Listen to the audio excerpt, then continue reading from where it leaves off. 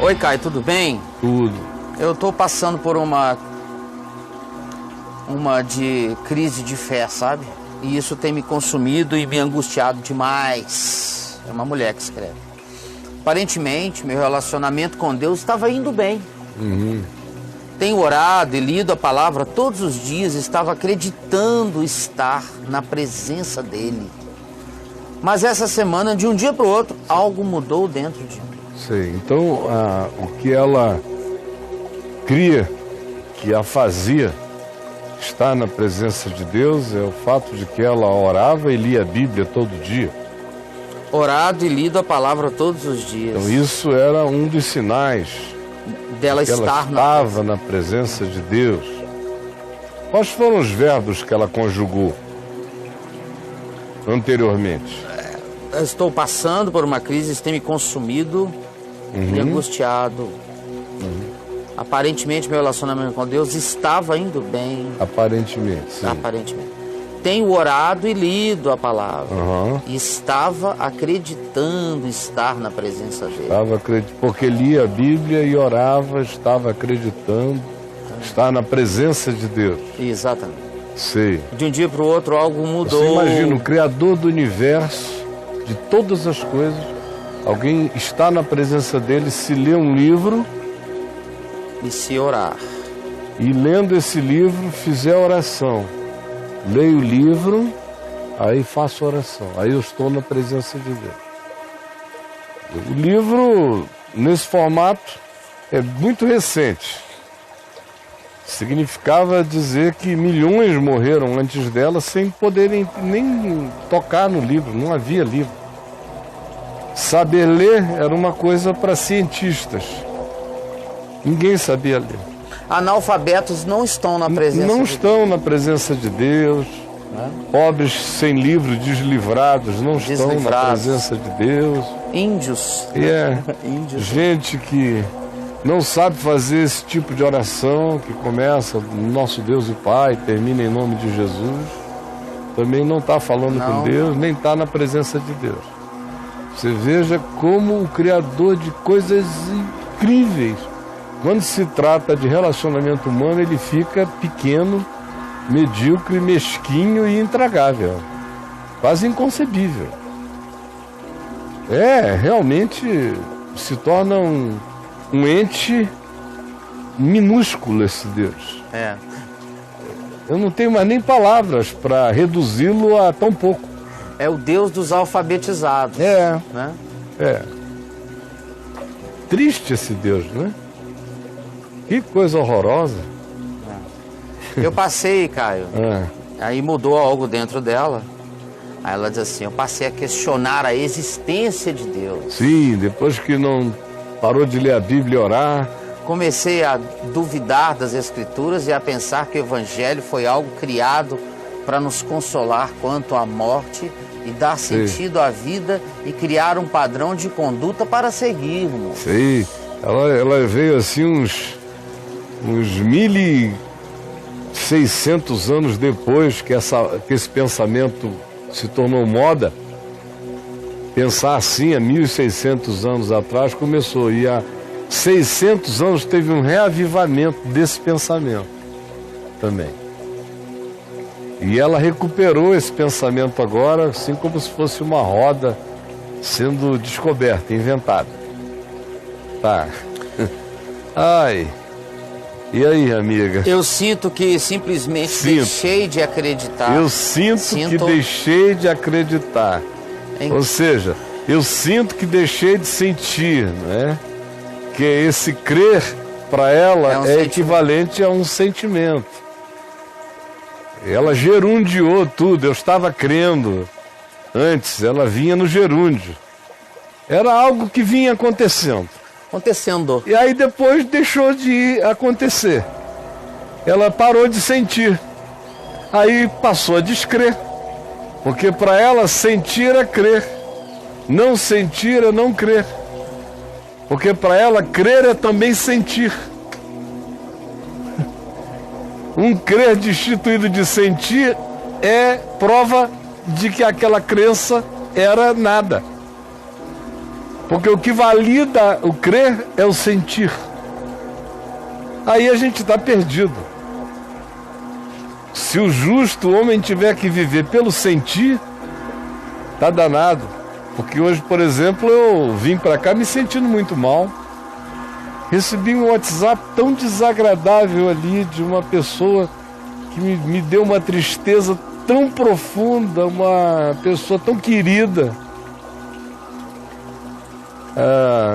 me dando uma notícia tão desagradável. E mostra também que o olhar dela para comigo foi tão interesseiro durante anos e o meu totalmente limpo para ela. Graças a Deus por isso, mas me deu aquela tristeza de ver que a pessoa não aproveitou nada. Eu vim para cá tão... Imagina se eu fosse me guiar pelo meu sentir. Pelo meu sentir. Eu ia ter ficado onde eu estava tão triste. É porque eu não sou de exagerar nada. Mas o grau de tristeza decorrente do que aquela pessoa significa para mim, que me veio ao coração como resultado de ter percebido que a pessoa não entendeu nada a meu respeito, me deu uma tristeza. Se eu fosse me guiar pelo sentir, eu teria dito, não vou fazer o papo de graça hoje não, chega, estou em casa. Pedir desculpa aos meninos, faço um aviso ali. Vou tomar meu café aqui. Vou tentar esquecer essa tristeza. Porque eu estou sentindo? É, porque eu estou me sentindo tão triste. Você percebeu alguma coisa? Não. E você, em casa, ou ali, aqui, ali, qualquer lugar, perceberam? Porque eu não ando por sentimentos, eu ando pela fé. Eu faço o que tem que ser feito. E não hipervalorizo os meus sentimentos. Os meus sentimentos vão, vêm. A gente tem dias que está se sentindo bem, tem dias que está se sentindo mal. Mudanças químicas, hormonais, mudam todo o nosso sentir. Uma tristeza, um trauma, um choque, uma decepção, uma traição. Produzem. A gente sente os sentimentos são reais, a gente sente. Agora, a gente não pode deixar que eles dominem a nossa vida. Eles são importantes defesas, importantes percepções, mas não são o capitão da nossa existência. Nós temos que nos orientar não pelo que sentimos, mas por aquilo que decidimos, que escolhemos, pelas continuidades que nós deliberamos como exercícios e decisões de fé, de prosseguir, de ir adiante, de não desistir, de não se acabrunhar, de não se abater. Mas Deus não é um sentimento. E você não entendeu nada ainda, minha filha, não sabe nem o que é fé. E se você de fato tivesse entendido o que é fé, você não viveria por sentimentos. E se você entrar aí no meu portal, se fizer esse favorzinho a você mesmo e escrevesse, como a gente pediu ontem aqui, sentimento e fé, ou sentimento e emoção, igualzinho, Gabriel, a mesma coisa de ontem, adianta o teu lado aí, meu filho. Se você procurar aí no portal Caio Fábio, você vai encontrar uma quantidade grande de diferenciações entre sentimento 371. e fé. 371, sentimento e fé, ao mesmo tempo, emoção e fé. Caio, só sentimento eu fui aqui 778. Só no sentimento. Só no sentimento. Sentimento e fé, 300 e não sei quantos. Emoção. Emoção. Emoção e fé. Tem um outro tanto aí. 78. 78. Aí já, ó, aí some os 300 e não sei quantos. Com esse 78 já dá um bom começo. No.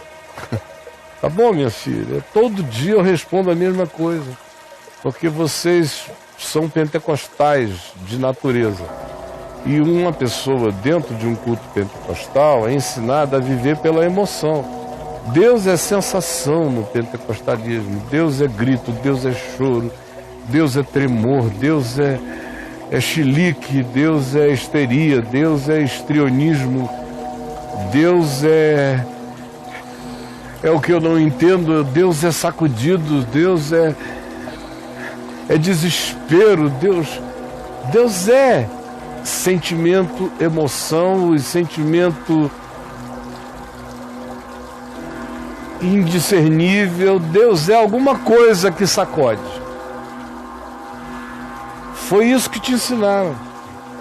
E ensinaram que quem lê a Bíblia faz manutenção de Deus, como se Deus comesse leitura bíblica, se agradasse de saber que o cara está lendo o livro, e Deus se alimenta das nossas emoções. A gente dá boas emoções, a gente alimenta Deus e Deus nos devolve com uma alegriazinha. Mas se porventura a vida nos solapar e todas as nossas emoções se tornarem ruins e os nossos sentimentos esmagados, então Deus morreu. Porque esse Deus não existe, esse Deus é você, esse Deus são suas emoções. Esse Deus é a mínima estabilidade emocional que você adquiriu e nunca passou disso. Você tem que conhecer a Deus mesmo, minha filha. Tá bom? Anda aqui com a gente.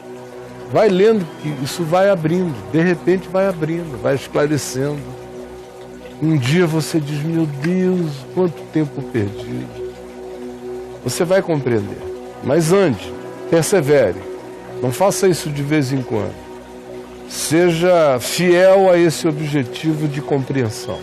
Leia tudo o que eu sugeri ali e continue conosco aqui, tá bom? Porque fora isso, minha filha, eu não tenho esse poder de fazer essa iluminação acontecer. Mas eu te garanto, se você andar com a gente, ela vai acontecer. Uma hora vai acontecer e você vai compreender a distinção.